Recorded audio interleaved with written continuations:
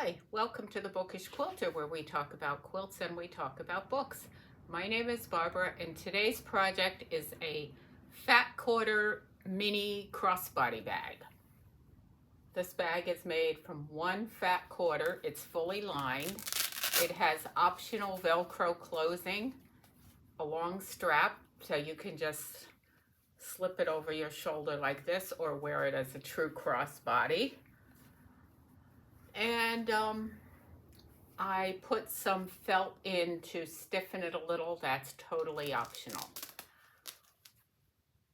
I decided to make this bag when I was at a quilt show, and I've noticed over the years many women who go to quilt shows carry very small crossbody bags, just large enough to carry their wallet, their glasses, and their car keys.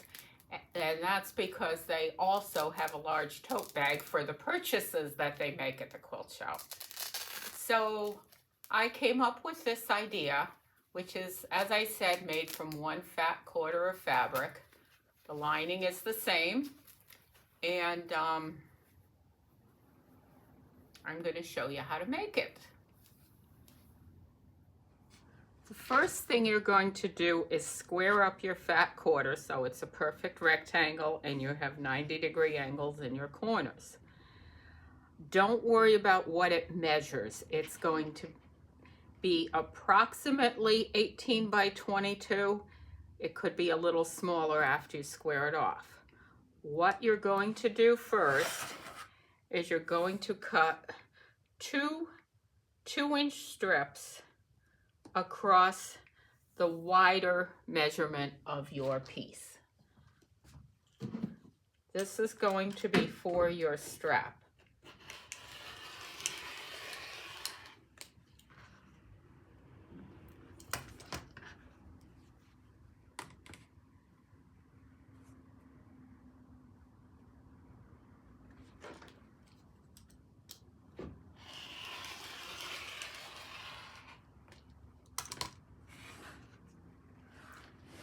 The next step is you're going to fold this in half like this. Finger press. You want to make a crease right there. And you're going to open up and cut on that crease. I just want to make that a little sharper crease. And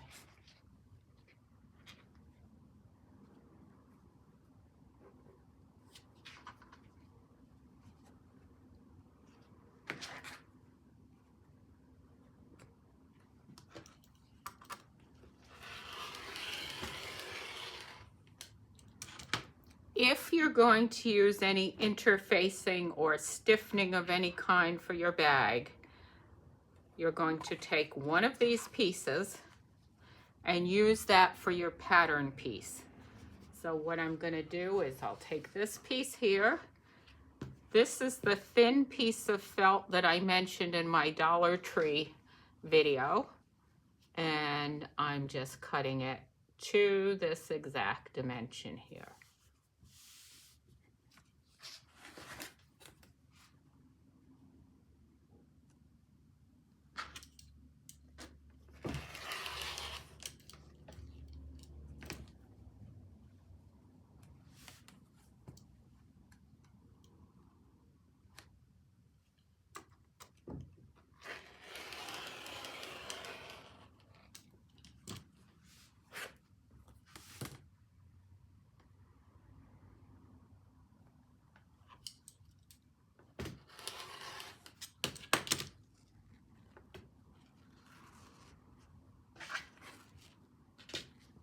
That is all the cutting you're going to do.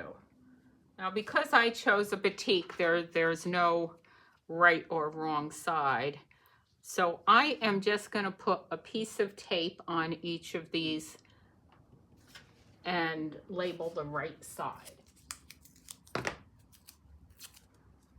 Right side and right side.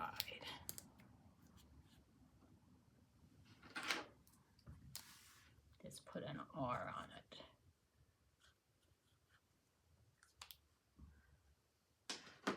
I'm going to set these aside for now. The next step is I'm going to take my 2 strap pieces and I'm going to sew them together with a diagonal seam, just as you would do for a binding on a quilt. You put them right sides together and stitch from here to here. The next step is to trim off this excess, leaving a 1/4 inch seam allowance. Trim off your dog ears. And press the seam allowances open.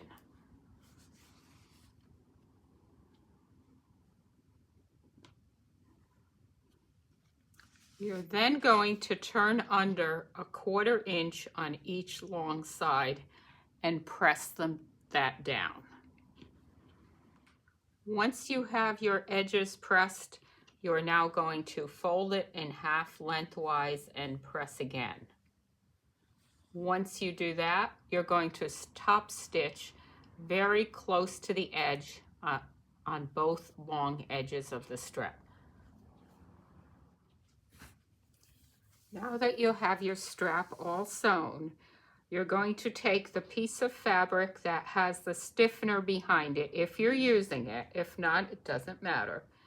And you're going to pin your strap, lining the edge up with this edge of your bag, and this should be about 3/4 of an inch from this side. So you're going to do that, and then carefully, without twisting it, you're going to line this end up about 3/4 of an inch from this side.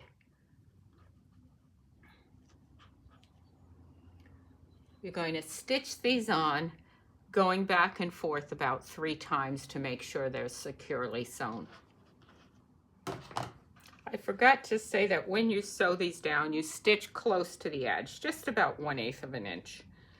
Now just stick a pin here so your strap does not get caught in the seams you're going to make now.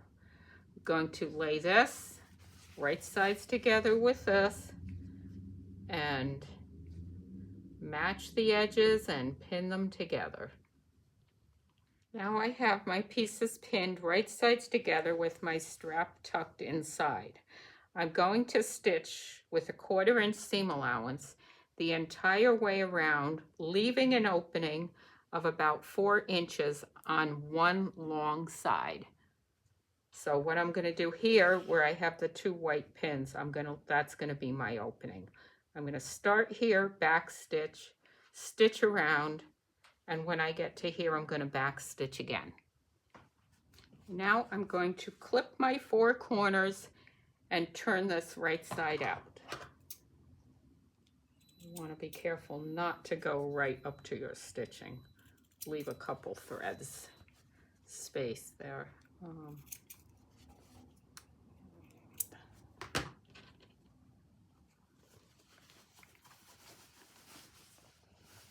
Be careful when you're turning it right side out not to scratch yourself with the pin you have holding your strap down. And once you get to where you can see it, just remove the pin.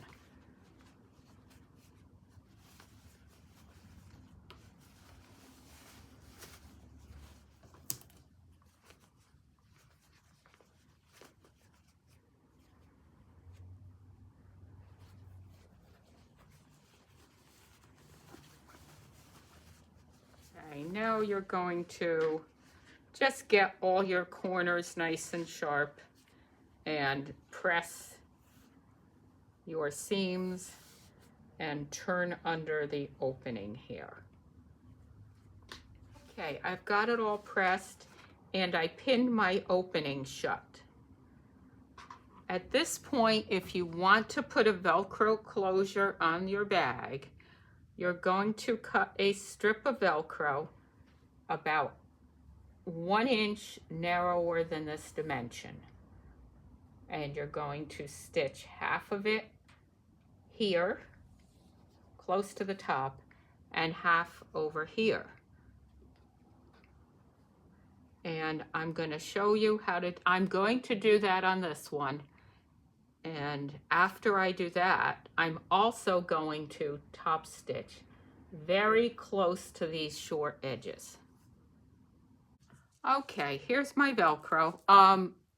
Let me just say what you want to sew on Velcro, not stick on.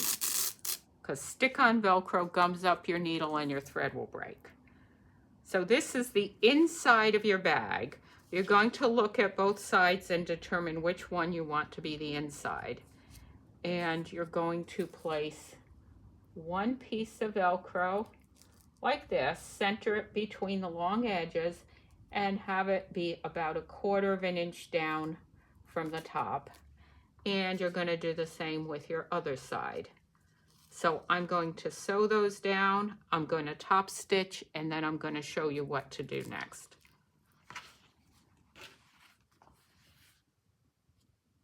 I top stitched the short edges of the bag and I sewed down the Velcro.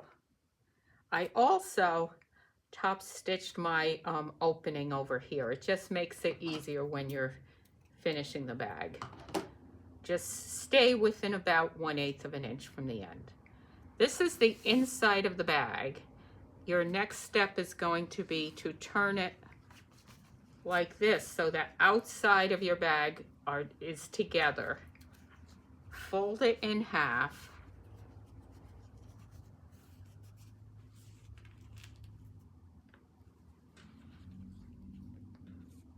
And you're going to stitch along both sides to hold the bag together. Stitch with about 1/4 inch seam, and you're going to back stitch at both ends.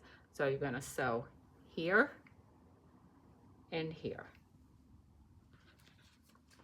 The final step before you turn it right side out is to box your lower corners. And what you're going to do is stick your finger right in that corner and fold that down to where you have a triangle here with the seam in the middle. You're going to stitch across here. You're going to make a small box. You don't go out too far, maybe about 3/4 of an inch or so. So I'm just going to put a pin about where I'm going to box. And I'm going to do the same to the other side.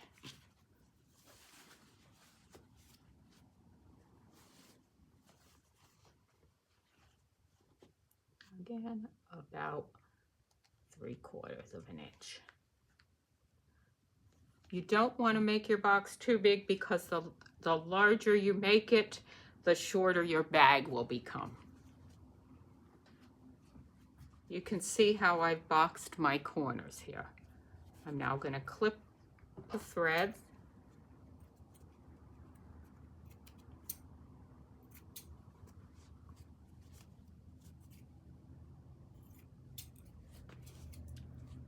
All my excess threads here I can do with littler scissors later, but we'll get the bigger pieces off. And now I'm going to turn it right side out.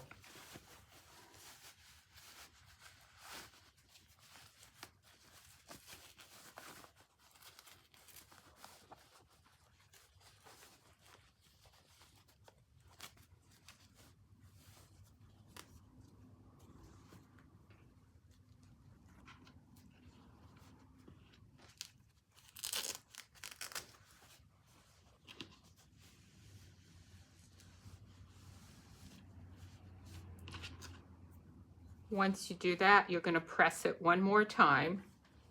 And here's your little bag, very light, fits over your shoulder, and it will fit your phone, your wallet, and your keys. Or if you're a hiker, you can put a water bottle in there.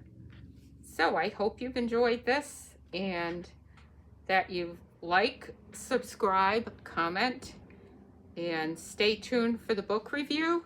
And I'm going to tell you what is coming up soon. The book I'm going to talk about today is The Thread of Grace by Mary Doria Russell. Russell is one of my favorite authors, and this is a piece of historical fiction that tells about a little known part of history.